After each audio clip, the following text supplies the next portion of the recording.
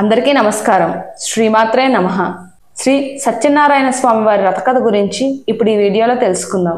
సత్యనారాయణ స్వామి వ్రతకథ వినడం మొదలు పెడితే పూర్తిగా 5 కథలు వినాలి. అందుకే ఈ వీడియోని ఎక్కడా స్కిప్ చేయకుండా చివరి వరకు చూడండి. ముందుగా గణపతిని ప్రార్థించుకుందాం. శుక్లాం వరదరం విష్ణుం శశివర్ణం చతుర్భుజం ప్రసన్నవదనం ధ్యాయేత్ సర్వ విఘ్నోపశాంతయే. ఇప్పుడు శ్రీ సత్యనారాయణ స్వామి వ్రతకథల్లో ప్రథమోధ్యాయాన్ని గురించి తెలుసుకుందాము. పూర్వం ఒకనాడు శ్రీకరంబైన నైమిసారణ్యం నందు పురాణాలు చెప్పుటలో విశేష ప్రజ్ఞ కలవాడైన శ్రీ సూత మహర్షిని సౌనకాది మహామునులు కొందరు చేరి ఇట్లా అడిగిరి. ఓ పౌరాణిక బ్రహ్మ, సూత మహర్షి, మానవులు ఏ వ్రతం చేసినా కోరిన కోరికలు ఫలించి ఇహపర లోక సిద్ధిని పొందెదరో, ఏ తపస్సు చేసినా లబ్ధి పొందెదరో మాకు సవివరముగా అంతయు విన్నవించండి అని అడిగారు. అది విన్న సూతుడు, ఓ ముని శ్రేష్ఠులారా, పూర్వం ఒకప్పుడు దేవర్షి అయిన నారదుడు శ్రీ మహావిష్ణువుని మీరడిగినట్లే అడిగాడు. భగవానుడు శ్రీ మహావిష్ణువు స్వయంగా నారద మహర్షికి చెప్పిన దానినే మీకు చెప్పెదను, శ్రద్ధగా వినండి అని అన్నాడు. పూర్వం ఒకప్పుడు లోక సంచార ప్రియుడైన నారదుడు సర్వలోకాలను తిరుగుచు సర్వలోకానుగ్రహ కాంక్షితుడై భూలోకానికి వచ్చాడు. భూలోకంలో పూర్వజన్మ కర్మ ఫలముచే పలు జన్మల నెత్తుతూ పలు కష్టములను అనుభవించుచున్న మానవులను చూచి జాలిపడి వీరి కష్టములను కడతీర్చే ఉపాయం ఏది అని విచారించుచు విష్ణులోకమునకు వెళ్ళాడు. దేవర్షి అయిన నారద మహర్షి విష్ణులోకంలో చతుర్భుజుడను, తెల్లని శరీరం గలవాడును, శంఖ చక్ర గద పద్మ వనమాల విభూషితుడను అగు భగవంతుడైన నారాయణ్ణి చూచి స్తుతించసాగాడు. మనస్సు గాని మాటలకు గాని ఊహించి చెప్పుటకు అలవి కాని అతీతమైన రూపము కలవాడును, ఆది మధ్యాంతరహితుడు, నిర్గుణుడు, సుగుణాత్మకుడైన ఆదిపురుష, భక్తుల బాధలను తొలగించు భగవంతుడా, శ్రీమన్నారాయణ నీకు నమస్కారము. ఆ స్తోత్రాన్ని విన్న శ్రీ మహావిష్ణు సంతసించి నారదునితో ఇట్లా అన్నాడు. ఓ నారద మహర్షి, నీ రాకకు కారణమేమి? నీ కోరిక ఏమిటి? చెప్పు, తీరుస్తానన్నాడు. ఓ లక్ష్మీ వల్లభ, శ్రీమన్నారాయణ జగద్రక్షక, భూలోక మండలి జనులందరూ బహుజన్మలలో పాపకర్మలను అనుభవించుచున్నారు.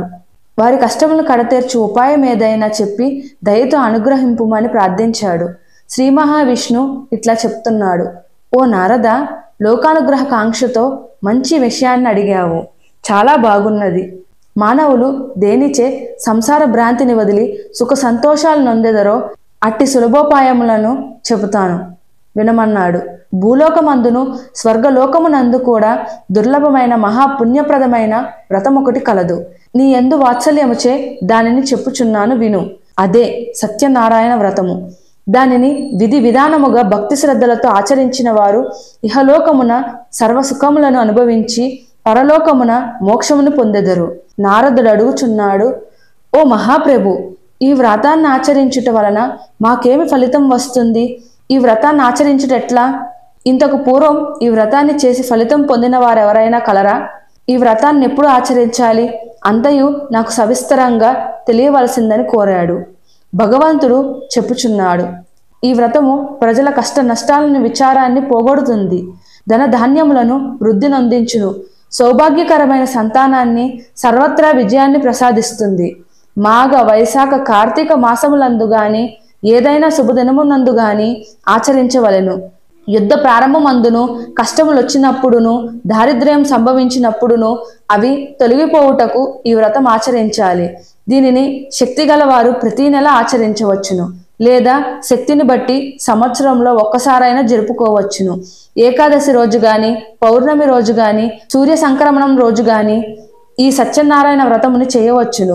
ఉదయాన్నే సూర్యోదయం పూర్వమే లేచి దంత దావనాది స్నానాది నిత్య కృత్యములను నిర్వర్తించి శుచిర్భూతుడై భగవత్తునికి నమస్కరించి, స్వామి సత్యనారాయణ, నీ అనుగ్రహ ప్రాప్తికై భక్తి శ్రద్ధలతో నేను ఈ వ్రతంని ఆచరించుచున్నాను, నాపై దయచూపుము అంటూ నిశ్చల భక్తితో భగవంతుని ధ్యానించాలి. అట్లా సంకల్పించి మధ్యాహ్న సమయం నందు కూడా సంధ్యావందనాదులను నెరవేర్చుకొని సాయంకాలం మరలా స్నానమాచరించి ప్రదోషకాలము అసుర సంధ్యావేళ దాటిన పిమ్మట వ్రత పూజని ఆరంభించాలి. పూజా ప్రదేశాన్ని స్థల శుద్ధి చెయ్యాలి. మట్టి ఇండ్లు కలవారు గోమయంతో అలికి చక్కని ముగ్గులు పెట్టాలి. వరిపిండితో సహా 5 రంగుల పొళ్లతో అందమైన శుభకరమైన ముగ్గులు పెట్టి ఆ ముగ్గులపై అంచులున్న కొత్త వస్త్రంని పరచాలి. ఆ బట్టపై బియ్యం పోసి మధ్యలో శక్తిని బట్టి వెండి గాని రాగి గాని ఇత్తడితో గాని చేసిన కలశాన్ని ఉంచాలి. మరీ బాగా పేదవారైనచో మట్టి కలశాన్నైనను ఉంచవచ్చును. శక్తి ఉండి లోభత్వం చూపరాదు. శక్తి కొలది సకలము ఆచరించాలి. కలశంపై మరలా కొత్త వస్త్రాన్ని పరచాలి. ఆ నూతన వస్త్రముపై సత్యనారాయణ స్వామి ప్రతిమ నుంచి పూజించాలి. 80 గురిగింజల ఎత్తు బంగారంతో గాని దానిలో సగము గాని లేక 20 గురిగింజల ఎత్తు బంగారంతో గాని చేసిన సత్యనారాయణ స్వామి ప్రతిమను ఉంచాలి. ఆ ప్రతిమను పంచామృతాలతో అంటే పాలు, పెరుగు, నెయ్యి, తేనె, నీరు వీటితో శుద్ధి చేసి మండపంలో ఉంచవలెను. ప్రథమంగా విఘ్నేశ్వరుణ్ణి, తరువాత లక్ష్మీదేవిని, విష్ణుమూర్తిని, శివుడు, పార్వతిని, ఆదిత్యాది నవగ్రహాలని, ఇంద్రాది అష్టదిక్పాలకులను, ఆది దేవతలను, ప్రత్యర్థి దేవతలను పూజించాలి. కావున వారిని ముందుగా ఆవాహనం చెయ్యాలి. ఓం ప్రథమంగా మొదట కలశమునున్న వరుణదేవుని ఆవాహనము చేసి విడిగా పూజించాలి. పిమ్మట విఘ్నేశ్వరుడు మున్నగా 5 దేవతలను కలశంకు ఉత్తర దిశ యందు మంత్రములతో ఉదక్ సమాప్తిగా ఆవాహనము చేసి పూజించాలి. సూర్యాది గ్రహములను, దిక్పాలకులను ఆయా స్థానాల యందు ఆవాహన చేసి పూజించాలి. అటు పిమ్మట సత్యనారాయణ స్వామిని కలశమునందు ప్రతిష్ఠించి పూజించాలి. అనగా అష్టదిక్పాలకులను తూర్పు మొదలగు 8 దిశలందు ప్రతిష్ఠించి పూజించాలి. పిమ్మట సత్యదేవుని, సత్యనారాయణ స్వామిని కలశం మీద పూజించాలి. 4 వర్ణాల వారు అనగా బ్రాహ్మణ, క్షత్రియ, వైశ్య, శూద్రులు, ఆడవారు కూడా ఈ పూజ చేయవచ్చును. బ్రాహ్మణులు మున్నగవారు కల్పోక్త ప్రకారముగా వైదిక పురాణ మంత్రములతోనూ, బ్రాహ్మణులు కానివారు కేవలము పౌరాణిక మంత్రములతోనూ పూజించవలెను. మనుషులైన వారు భక్తి శ్రద్ధలతో ఏ రోజునైనను ఈ వ్రతం చేసుకొనవచ్చును. కానీ పగలు ఉపవాసం ఉండి సాయం సమయమందు సత్యనారాయణ స్వామిని పూజించాలి. ఈ వ్రతమును బ్రాహ్మణులు బంధువులతో కలిసి చేసుకోవాలి. అరటి పండ్లు, ఆవు పాలు, ఆవు నెయ్యి, సేరుంబావు గోధుమ నూకగాన వరి నూకతో గాని వాటికి పంచదార కలిపి ప్రసాదం చేసి స్వామికి నివేదించాలి. లేనిచో బెల్లము కూడా ఇవి అవి అన్నీయు 1.25 kg చొప్పున చేర్చి ప్రసాదము చేసి స్వామివారికి నివేదన చెయ్యాలి.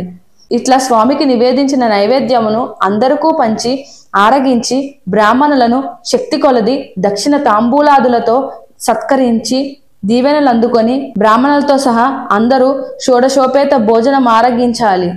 సత్యనారాయణ స్వామిని నృత్య గీతాది మహారాజోపచారములతో సంతుష్టుని చెయ్యాలి. కలియుగంలో భూలోకమందు మానవులు తమ కామితార్థములను తీర్చుకొనుటకు సులభమైన వ్రత మార్గం ఇదియే. మానవులు తమ కోరికలను తీర్చుకొనుటకు ఇంతకంటే సులభ వ్రత మార్గం ఇంకొకటి లేదు అని శ్రీమన్నారాయణుడు నారదుడికి ఉపదేశించనని సూత మహర్షి సౌనకాది మునులకు విన్నవించాడు. ఇది ప్రథమోధ్యాయం సమాప్తం. ద్వితీయోధ్యాయ. ఓ మునులారా, పూర్వం ఈ వ్రతం ఆచరించిన వారి గురించి చెప్పేదను వినండి. పూర్వం కాశీనగరంలో కటిక దరిద్రుడైన ఒక నిరుపేద బ్రాహ్మణుడు ఉండేవాడు. అతడు దరిద్ర బాధను అనుభవిస్తూ అన్న వస్త్రంలో లేక నిత్యము ఆకలి దప్పులతో అలమటిస్తుండేవాడు. పడరాని పాటలు పడుతూ తిరుగుచుండేవాడు. బ్రాహ్మణ ప్రియుడగు భగవంతుడు బాధపడుచున్న బ్రాహ్మణుని చూచి దయతలిచి వృద్ధ బ్రాహ్మణ రూపమును ధరించి అతని ఎదుట నిలిచి, ఓయి విప్రోత్తమ, నీవెందుకు దుఃఖిస్తూ తిరుగుచున్నావు? నీ వృత్తాంతం అంతయు చెప్పుమన్నాడు.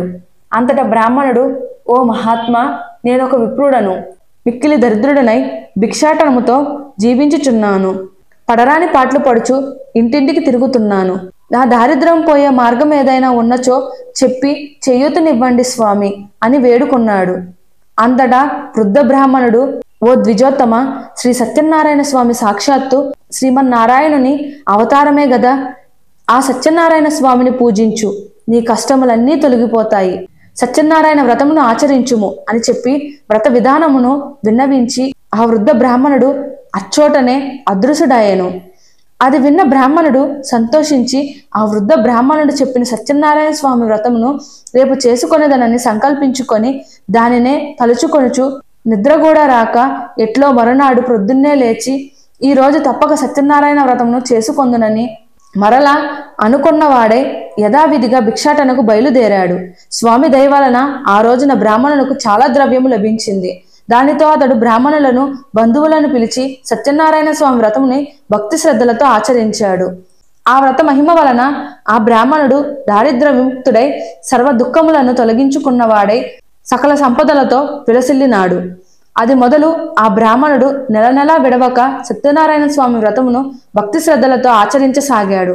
ఆ విధంగా నెల నెల సత్యనారాయణ వ్రతం చేయటం వలన బ్రాహ్మణుడు మహాదైశ్వర్యవంతుడై సర్వ పాపముల నుండి విముక్తి పొందినవాడై మరణానంతరమున మోక్షమును పొందాడు. భూలోకంలో ఎవరైనా బ్రాహ్మణుడు చేసినట్లు సత్యనారాయణ వ్రతమును చేసినచో వారి సర్వ దుఃఖములు తొలగి సుఖ సంతోషాలతో ఉండగలరు. ఓ మునులారా, ఈ విధముగా శ్రీమన్నారాయణుడు నారద మహర్షికి చెప్పిన వ్రతమును మీకు విన్నవించాను అని సూత మహర్షి చెప్పాడు. అంతటా ఋషులు మరలా సూత మహర్షిని ఇట్లా అడిగారు: ఓ మహర్షి, ఆ బ్రాహ్మణుని వల్ల విన్నవారెవరైనను ఈ వ్రతమును ఆచరించారా? చెప్పండి, మాకు వినాలని ఉందని అడిగారు. సూత మహర్షి చెప్తున్నాడు: మునులారా, ఆ బ్రాహ్మణుడు ఒకనాడు తన విభవము కొలది బ్రాహ్మణులను, బంధువులను పిలుచుకొని వ్రతము చేయనారంభించాడు. అంతలో ఒక కట్టెలమ్ముకునేవాడు అచటకు వచ్చి కట్టెల మోపుని బయటకు దింపుకొని లోపలికి వచ్చి వ్రతముని చూడసాగాడు. అతడు మిక్కిల దప్పిక గలవాడైనను బ్రాహ్మణుడు చేయుచున్న వ్రతమునంతయు ఓపికతో చూసి దేవునికి, బ్రాహ్మణునికి నమస్కారము చేసి, ఓ బ్రాహ్మణోత్తమ, మీరిప్పుడు చేసిన పూజ పేరేమి? దానివల్ల కలిగే ఫలితం ఏమిటి? వివరంగా చెప్పమని అర్థించాడు. విప్రుడిట్లా చెప్పెను: ఓయి, ఇది సత్యనారాయణ వ్రతము.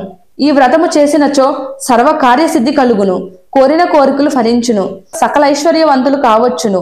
ఆ బ్రాహ్మణుడు చెప్పిన దానిని శ్రద్ధగా విన్న ఆ కట్టలమ్మువాడు మిగుల సంతోషించి తన దాహం తీర్చుకొని స్వామివారి ప్రసాదంను స్వీకరించి తన ఊరికి పోయెను. అతడు సత్యనారాయణ స్వామినే మనసులో ధ్యానించుచు వ్రతం చేయి సంకల్పించుకున్నవాడై ఈ కట్టెల మోపుని అమ్మగా వచ్చిన ధనముతో సత్యనారాయణ వ్రతమును చేయుదునని తలిచాడు. అతడు కట్టెలమ్ముటకు మరుసటి దినమున నగరములో ధనవంతులున్న ఇండ్ల వైపు పోయెను. స్వామి అనుగ్రహంచే అతనికి ఆనాడు రెట్టింపు లాభం వచ్చింది. దానికతడు మిక్కిలి సంతోషించి అరటి పండ్లు, పంచదార, ఆవు నెయ్యి, ఆవు పాలు, సేరుంబావు గోధుమ నూక, పూజా సామాగ్రిని అంతటిని తీసుకొని ఇంటికి పోయాడు. అతడు బంధువులందరినీ పిలిచి విధి విధానమున సత్యనారాయణ వ్రతమును చేశాడు. ఈ వ్రత మహిమ చేత అతడు ధనధాన్యములతోనూ పుత్ర పౌత్రాదులతోనూ సర్వ సంపత్కరుడై సకల సౌఖ్యములను అనుభవించి అంత్యకాలమున సత్యలోకమును కేగాడు. ఇది ద్వితీయోధ్యాయం సమాప్తం. తృతీయోధ్యాయ. సూతుడు మరలా చెప్పుచున్నాడు: ఓ మునులారా, మీకు మరొక కథను చెప్పేదను వినండి. పూర్వం ఉల్కాముకుడనే రాజుండేవాడు. అతడు ఇంద్రియములను జయించిన వాడై సత్యవంతుడై ప్రతిదినము దేవాలయంలోకి పోయి అతడు బ్రాహ్మణులకు దానమిచ్చి వారిని సంతృప్తి పరిచి దైవ దర్శనం చేసుకొని పోయేవాడు. అతని భార్య చాలా సౌందర్యవతి, సుగుణవతి. ఆ రోజు ఒకనాడు ధర్మపత్ని సమేతుడై భద్రశీల నది తీరమున సత్యనారాయణ వ్రతమును చేయసాగాడు. ఇంతలో సాధు అనే ఒక వర్తకుడు అపారమైన ధనరాశులతోనూ వస్తువులతోనూ ఉన్న తన నావను తీరమున నిలిపి వ్రతము చేస్తున్న రాజు దగ్గరికి వచ్చి వినయముతో నిట్లా అడిగాడు: సాధువు, ఓ రాజా, భక్తి శ్రద్ధలతో మీరు చేస్తున్న ఈ వ్రతం ఏమిటి? దయచేసి నాకు వివరించండి, తెలుసుకోవాలనుంది అని అడిగాడు. అంతటా రాజు: ఓ సాధు, పుత్ర సంతాన ప్రాప్తికై మేము ఈ సత్యనారాయణ వ్రతమును చేయుచున్నాము అని చెప్పాడు. మహారాజు చెప్పిన మాటలు విన్న సాధువు: ఓ రాజా, నాకు కూడా సంతానం లేదు. ఈ సత్యనారాయణ వ్రతమును చేసినచో సంతానము కలుగుచున్నచో నేను కూడా ఈ వ్రతం ఆచరించదనన్నాడు. తరువాత సాధువు తన వ్యాపారంను ముగించుకొని ఇంటికి వచ్చి భార్య అయిన లీలావతితో సత్యనారాయణ వ్రతమును గురించి విన్నవించాడు. సంతానము కలిగినచో తప్పక ఈ వ్రతంను ఆచరించదనన్నాడు. ఒకనాడు లీలావతి ధర్మపరాయణురాలై భర్తతో సుఖించింది. తత్ఫలితముగా గర్భవతి అయి 10వ మాసమున పండంటి బాలికను ప్రసవించింది. ఆ బాలిక శుక్లపక్ష చంద్రుని వలె దినదిన ప్రవర్ధమానమవుతుంది. తల్లిదండ్రులు ఆమెకు కళావతి అనే పేరు పెట్టారు. అప్పుడు లీలావతి భర్తతో: నాదా, మనకు సంతానము కలిగినచో సత్యనారాయణ వ్రతమును చేసేదనంటిరి. మనకి పుత్రిక ఉదయించినది గదా, కనుక వ్రతం చేయండి అంది. దానికి ఆ వర్తకుడు: లీలావతి, మన అమ్మాయి వివాహ సమయంలో తప్పక వ్రతం చేద్దామని భార్యను సమాధానపరిచి వ్యాపారం పని మీద నగరానికి పోయాడు. ఇట్లా కళావతి కన్నతండ్రి ఇంట పెరుగుతూ యుక్త వయసుకు చేరుకున్నది. అది గమనించిన సాధువు తన సహచరులతో ఆలోచించి వరుణ్ణి వెతుకుటకు దూతను పంపాడు. సాధువు అట్లా ఆజ్ఞాపించగా దూత కాంచన నగరానికి పోయి అక్కడ ఒక చక్కని యోగ్యుడైన వర్తకుని కుమారుని చూచి వెంట తోడుకొని వచ్చాడు. అందగాడైన ఆ వైశాల్య బాలకుని చూచిన సాధువు తన కుమార్తెనిచ్చి విధి విధానముగా పెండ్లి చేశాడు. పుత్రిక వివాహ ఆనందంలో పడిన ఆ సాధువు పెండ్లి వేడుకల్లో పడి సత్యనారాయణ వ్రతముని మరిచాడు. అందుకు స్వామికి ఆగ్రహం వచ్చింది. తర్వాత కొంతకాలానికి వ్యాపార దక్షత గల సాధువు వ్యాపార నిమిత్తమై తన అల్లునితో సహా బయలుదేరి సముద్ర తీరమున ఉన్న రత్నసానుపురం అనే నగరానికి బయలుదేరాడు. ఆ పురమును చంద్రకేతుడనే మహారాజు పాలించుచుండేవాడు. కోపించిన సత్యనారాయణ స్వామి వ్రత ప్రతిజ్ఞను మరిచిపోయిన సాధువుని శపించబూనుకున్నాడు. వ్రతము చేస్తానని మరిచిన సాధువుని అత్యంత దారుణము కాఠిన్యత గల దుఃఖమతానికి కలుగుగాక అని శపించాడు. శాప ప్రభావం వలన ఆనాడే రాజుగారి ధనాగారంలోనికి కొందరు దొంగలు ప్రవేశించి ధనమును అపహరించి రాజుభటులు వెంట తరుముతుండగా సాధువు వర్తకులు ఉన్న వైపుకి పరిగెత్తారు. రాజుభటులను చూసిన దొంగలు భయపడి ఆ ధనమును సాధువు వర్తకులు ఉన్న చోట పడివేచి పారిపోయారు. రాజభటులు వచ్చి వర్తకుల వద్దనున్న రాజధనమును చూచి ఆ వర్తకులే దొంగలు అనుకొని నిశ్చయించుకున్నవారే సాధువుని అల్లుణ్ణి బంధించి రాజు వద్దకు తీసుకొని పోయారు. ఆ రాజభటులు మహారాజా ధనముతో కూడా దొంగలని పట్టి తీసుకువచ్చాము, విచారించి శిక్షించండి అని సంతోషంతో చెప్పారు. అంతటా రాజు విచారణ అవసరం లేదనుకొనుచు వీరిని చెరసాలలో బంధించండి అన్నాడు. భటుల ఇద్దరి వర్తకులను కారాగారంను బంధించారు. వర్తకులు ఎంత మొత్తుకున్నా సత్యదేవుని మాయ చేత వారినెవ్వరూ పట్టించుకోనలేదు. ఇంకను చంద్రకేత మహారాజు వారి పడవలయందునున్న ధనమంతటిని తన ధనాగారంనకు చేర్పించారు. సత్యదేవుని శాపముచే ఇంటి యందున్న సాధువు భార్య కూడా కష్టాల పాలయ్యింది. వారి ఇంటనున్న ధన ధాన్యములంతటిని దొంగలు పడి అపహరించుకొని పోయారు. వర్తకుని భార్య తీవ్ర మనోవేదనతో రోగగ్రస్తురాలయ్యను. తినటానికి తిండి లేక ఇంటింటికి తిరిగి భిక్షమెత్తుకొని బ్రతుకుతూ సాగింది. కుమార్తె కళావతి కూడా ఆకలి కలమటిస్తూ భిక్షమెత్తుకొని సాగింది. అలా తిరుగుతూ ఒకనాడు ఒక బ్రాహ్మణుడి ఇంటికి చేరుకుంది. అక్కడ బ్రాహ్మణుడు సత్యనారాయణ వ్రతం చేయుచుండగా చూచింది. కథ అంతయు విని కరుణించు కాపాడమని స్వామిని మనస్ఫూర్తిగా వేడుకొన్నది. ప్రసాదాన్ని కూడా స్వీకరించి బాగా ప్రొద్దుపోయిన తర్వాత ఇల్లు చేరుకున్నది. ఆలస్యంగా వచ్చిన కళావతిని చూచి లీలావతి ప్రేమతో ఇట్లా అన్నది, అమ్మాయి, ఇంతవరకు ఎక్కడున్నావు? నీ మనసులో ఏమున్నది చెప్పుమన్నది. వెంటనే కళావతి, అమ్మా, నేను ఒక బ్రాహ్మణుని ఇంట సత్యనారాయణ వ్రతం జరుగుచుండగా చూస్తూ ఉండిపోయాను. అమ్మా, ఆ వ్రతం కోరిన కోరికలు తీర్చినట్టు కదా అన్నది. అంతటి లీలావతి పుత్రిక మాటలు విన్న వ్రతం చేయి సంకల్పించింది. వర్తకుని భార్య అయిన లీలావతి బంధుమిత్రులతో కలిసి మిక్కిలి భక్తి శ్రద్ధలతో సత్యనారాయణ వ్రతం చేసి, స్వామి, మా అపరాధం మన్నించండి, మమ్మల్ని క్షమించి నా భర్తయు అల్లుడు సుఖముగా ఇల్లు చేరునట్లు దీవించండి అని ప్రార్థించింది. లీలావతి చేసిన వ్రతంనకు సత్యదేవుడు సంతోషించి ఆ రాత్రి చంద్రకేతు మహారాజు కలలో కనిపించి, రాజా, నీవు బంధించిన వారిద్దరూ దొంగలు కారు, వారు వర్తకులు. రేపు ఉదయాన్నే వారిద్దరిని విడిపించి వారి ధనం వారికిచ్చి పంపివేయుము, లేనిచో నీవు సర్వనాశనమగునట్లు చేసేదని చెప్పాడు. మరునాడు ఉదయాన్నే రాజు సభలో తనకొచ్చిన స్వప్నాన్ని వివరించి ఆ వర్తకులను విడిపించి తీసుకొని రండి భటులను ఆజ్ఞాపించాడు. వారట్లే చేసి వర్తకులిద్దరిని రాజు వద్దకు తెచ్చి, రాజా, వర్తకులను తెచ్చినామని చెప్పారు. ఆ వర్తకులిద్దరూ రాజుకు నమస్కరించి గత సంగతులు తలుచుకొనుచు తమకిచ్చిన కష్టానికి చింతించుచు భయభ్రాంతులై నిశ్చేష్టులై నిలుచున్నారు. అప్పుడు ఆ రాజు వర్తకులను చూచి, వర్తక శ్రేష్ఠులారా, మీకు ఈ ఆపద దైవవశమున సంభవించినది, భయపడకండి అని ఓదార్చి వారిని బంధ విముక్తులను చేసి వారికి పురుషులకు అలంకారమైన క్షుర కర్మాదులను చేయించి నూతన వస్త్రములతో సత్కరించి వారిద్దరిని సంతోషపరిచాడు. రాజు ఇంకను వారిని అనేక విధములు గౌరవించి స్వాధీనం చేసుకున్న ధనమునకు రెట్టింపు ఇచ్చి వారిద్దరిని సంబరపరిచాడు. చంద్రకేతు మహారాజు వారిద్దరిని సకాల మర్యాదలతో సత్కరించి మీరింకా సుఖముగా మీ ఇంటికి పోవచ్చు అని చెప్పాడు. వర్తకులు పరమానంద భరితులై రాజును అనేక విధాలుగా కొనియాడి సెలవు తీసుకొని తమ నివాసముకు ఎగిరి. ఇది తృతీయోధ్యాయం సమాప్తః. చతుర్థోధ్యాయః. సూత మహర్షి చెప్తున్నాడు, అటు పిమ్మట వైశ్యులిద్దరూ విప్రులకు దాన ధర్మముల సంగి తీర్థయాత్రలు చేయుచు స్వనగరమునకు బయలుదేరాడు. సముద్రమునందు విరావిధిగా కొంత దూరం ప్రయాణం చేసిరి. సత్యదేవుని మరలా వారిని పరీక్షించాలనే కోరిక కలిగింది. వెంటనే సన్యాసి రూపమును ధరించి నాయనలారా, మీ పడవలో ఏమున్నది అని అడిగాడు. ధనమదంతులైన వైశ్యులు సన్యాసిని చూచి పరిహాసిస్తూ, మా పడవలో ఏమున్నదో నీకెందుకు? మా ధనమును అపహరించాలని చూస్తున్నావా? పడవలో ఆకులు అలములు తప్ప మరి ఏమీ లేవు, వెళ్ళమని బదులు చెప్పారు. అంతటా సన్యాసి చిరునవ్వు నవ్వి అట్లే అగుగాక అన్నాడు. అట్లా పలికిన సన్యాసి నదీ తీరమునందే కొంత దూరంలో నిలబడి చోద్యం చూడసాగాడు. సన్యాసి అలా వెళ్ళగానే సాధువర్తకుడు కాలకృత్యములు తీర్చుకొని వచ్చి పడవలోనికి చూచి ఆశ్చర్యపోయి నిశ్చేష్టుడయ్యాడు. దుఃఖముతో మూర్ఛిల్లాడు. తెలివి వచ్చిన తర్వాత తమ ధాన్య సంపదలన్నీ ఏమైపోయినవో అని విలపించసాగాడు. అంతటా అల్లుడు మామని చూచి, మామయ్య, ఏడవటం వలన ప్రయోజనమేమి? సాధుగుణాత్ముడైన సన్యాసిని పరిహాసించినందువలనే మనకి దుస్థితి వాటిల్లింది. సన్యాసి కోపం వల్లనే సర్వస్వం కోల్పోయాము.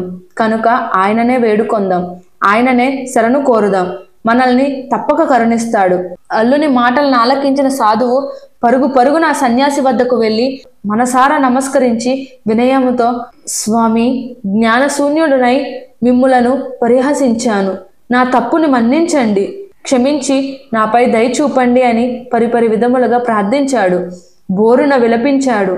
అంతటా ఆ సన్యాసి, ఓయి, నా వ్రతము చేసేదనని చెప్పి మరచిపోవట భావ్యమా? దుష్టబుద్ధితో ఉన్న నీకు కనువిప్పు కలిగించాలనే నేను శాపమిచ్చాను. నా శాపం వలనే నీకు ఈ దుస్థితి సంభవించింది. ఇప్పటికైనా తెలుసుకొంటివా అన్నాడు. అంతటా సాధువు, స్వామి పుండరీకాక్ష, లోకమంతయు నీ మాయ మోహమున పడి కొట్టి మిట్టాడుచున్నది. బ్రహ్మాది దేవతలే నీ మాయను గానలేకున్నారు, నిన్ను తెలుసుకొనలేకున్నారు. మానవ మాత్రులను నేనెంతటి వాడను తండ్రి, నీ మాయలో చిక్కుకున్న సూక్ష్మ అజ్ఞానిని, నీ అనుగ్రహముకు దూరమై తప్పించుచున్న అభాగ్యుడను.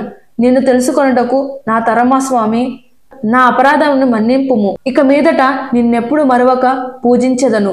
శరణన్న వారిని రక్షించు కరుణా సముద్రుడవు, నన్ను అనుగ్రహించు, నా విత్తమును నాకిప్పించమని పరిపరి విధాలుగా ప్రార్థించాడు.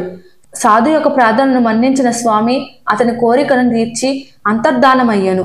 అటు పిమ్మట సాధువు తన నావ వద్దకు వచ్చి చూడగా అది అంతయు ధనరాశులతో నిండి ఉండుటను గమనించి సంతుష్టాంతరంగుడై ఆ సత్యదేవుని దయవలనే తన కోరిక తీరినదనుకొని తన పరివారంతో సహా స్వామిని పూజించి స్వగృహమునకు ప్రయాణం సాగించెను.